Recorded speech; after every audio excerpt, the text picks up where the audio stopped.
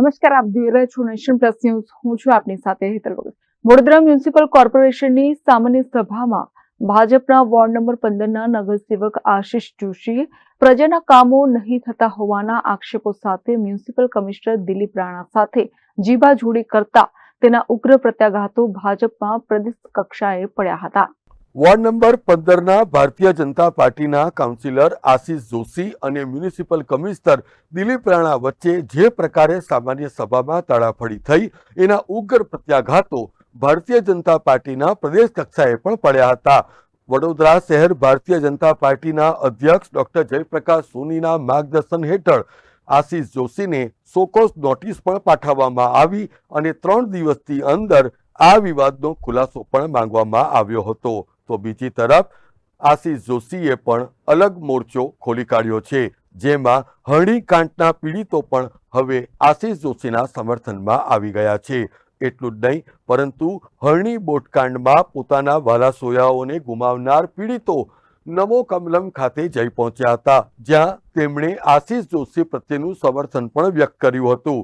અત્રે ઉલ્લેખનીય છે કે હરણી બોટકાંડના જે પીડિતો છે એમણે ભારતીય જનતા પાર્ટીના મોવડી મંડળ સમક્ષ રજૂઆત કરતા જણાવ્યું હતું કે આશિષ જોશી જે રીતે પ્રજાના ન્યાય માટેની લડાઈ લડી રહ્યા છે, ત્યારે પાર્ટીએ એમને પ્રમોશન આપવું જોઈએ, એના બદલામાં એમને નોટિસ મળી છે એ સદંતર ગેરવ્યાજબી છે। એટલે જ આજે અમે એમના સમર્થન માટે આવ્યા છે, અધ્યક્ષ શ્રી જયપ્રકાશ સોનીને મળવા માટે, કે તમે ખરોખર જ એમને જે કાર્ય કરેલું છે ગયા 4 વર્ષથી એના ઉપર ધ્યાન આપો। એ વારે ઘડી સભામાં જે જનતાના પ્રશ્નો હોય કે જનતાના સમસ્યા લઈને વારે ઘડી રજૂઆત કરતા હોય અને એના ઉપર કશું એક્શન ના આવ્યું હોય તો એ ઉગ્રવાદ પેદા થવાની જ, એ જ અમારું પહેલું કહેવાનું છે। તાળી એ થકતી વગાડતી નહીં। જ્યારે એ લોકોને એમની સમસ્યાનું જલ્દી વહેલું તકે સમસ્યાનું નિરાકરણ કરવું હોય તો એ ઉગ્રવાદ પેદા થતી નહીં। તો મારું એટલું જ કહેવાનું છે, જે નાગરિકો માટે અવાજ ઉઠાય એ ગુનો છે એમનું, કે એ નાગરિકો માટે, નાગરિકોની સમસ્યા માટે અવાજ ઉઠાવે છે। આપણે જનતા માટે જો અવાજ ઉઠાવે એનાથી ઉગ્રવાદ પેદા થાય તો એ કંઈ માફી માંગવા જેવી નથી વાત એ, અને એ કંઈ એનામાં કોઈ નાનું ને મોટું થતું નહીં। એ જનતા માટે છે કે આપણે જનતાને ચપડાને ખુરશી અને સત્તા ઉપર બેસાડેલે હોય તો જનતા માટે થયેલા વાદમાં કંઈ નાનું મોટું ને કંઈ માફી આવતી નહીં, આવું અમારું કહેવાનું છે। તો અધ્યક્ષશ્રીને એટલું જ કહેવાનું છે કે 14 મહિનાથી આખા વડોદરાના સંસ્કારી નગરીમાં હિતેશ સરના આશિષ સર છે જે અમારા સાથે છે।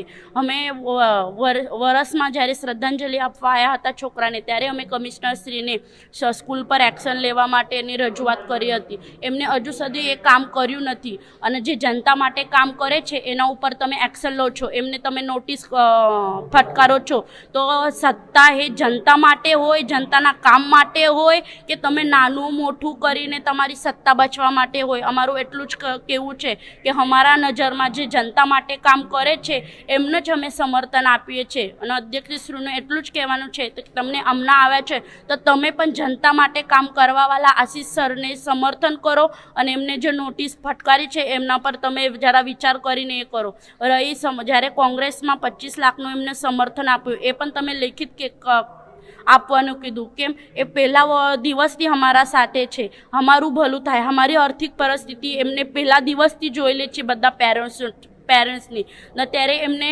સમર્થન આપ્યું। એમના માટે જનતા મહત્ત્વની છે, પાર્ટી સત્તા એ મહત્ત્વનું નથી, એટલે તો તમે એમને સમર્થન આપવાનું કહો છો, કેમ? એ પહેલા દિવસથી અમારા સાથે થયો તો એમને 25 લાખ માટે સમર્થન આપ્યું, તો એમના બાબતે એ સમર્થન લખિતમાં કેમ આપે?